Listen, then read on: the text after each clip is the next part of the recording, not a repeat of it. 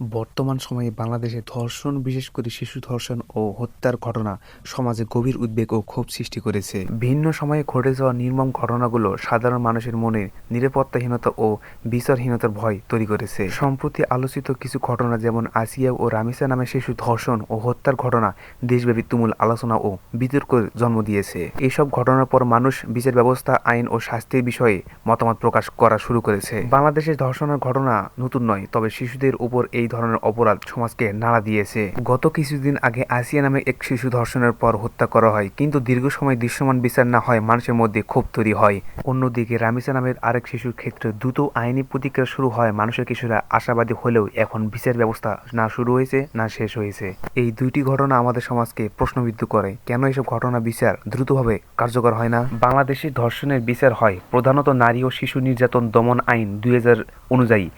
এই আইনের ধর্ষণের জন্য কঠোর শাস্তি বিধান রয়েছে, যেমন যাবজ্জীবন কারাদণ্ড অথবা মৃত্যুদণ্ড বিশেষ ক্ষেত্রে। তবে বাস্তবে যা দেখা যায়, বিচার প্রক্রিয়া অনেক সময় দীর্ঘ হয়, প্রমাণ সংগ্রহের সমস্যা হয়, সাক্ষীর অভাবে বা চাপার কারণে মামলা দুর্বল হয়ে পড়ে। ফলে অনেক ক্ষেত্রে ভুক্তভোগী ন্যায্য বিচার থেকে বঞ্চিত হয়। ইসলামী শরীয়ত অনুযায়ী এটি একটি গুরুতর অপরাধ।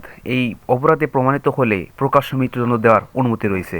আজকে যখন সকল সারা দেশের মানুষ ধর্ষণের এই বিচারের প্রতি অনীহা দেখা দিয়েছে, তারা সকলে তখন প্রকাশ্য ধর্ষণে মৃত্যুদণ্ড যাচ্ছে। যখন পুরো দেশের মানুষ ধর্ষণকারীকে মৃত্যুদণ্ড চাচ্ছে, তখন সরকার দলীয় কিছু লোক এটিকে মধ্যযুগীয় ইসলামী আইন বলে আখ্যা দিয়েছেন, যা ইসলামের শরীয় আইনকে প্রত্যাখ্যান বা অবজ্ঞা করা হয়েছে।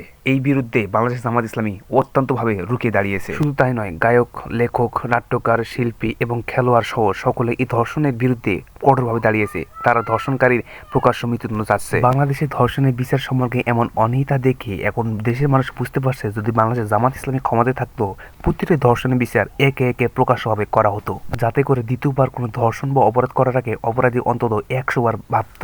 তবে বাংলাদেশের ধর্ষণ বিচার ব্যবস্থায় এবং বাংলাদেশ বিএনপি এবং জামাত সম্পর্কে আপনার কি মতামত? কোন দল ক্ষমতা আসলে এই ধর্ষণ কার্যকর, কোন দল ক্ষমতা আসলে ধর্ষণ বিচার সম্পর্কে কার্যকর দ্রুত গতিতে এগোবে, তা অবশ্যই কমেন্ট বক্সে জানাবেন। তো এই ছিল আজকের ভিডিওটি ভালো লাগলে অবশ্যই একটা লাইক, আমাদের চ্যানেলটি সাবস্ক্রাইব করে রাখবেন, যাতে করে এরকম গুরুত্বপূর্ণ আপডেট নিউজ সবার আগে আপনার কাছে পৌঁছায়। ধন্যবাদ।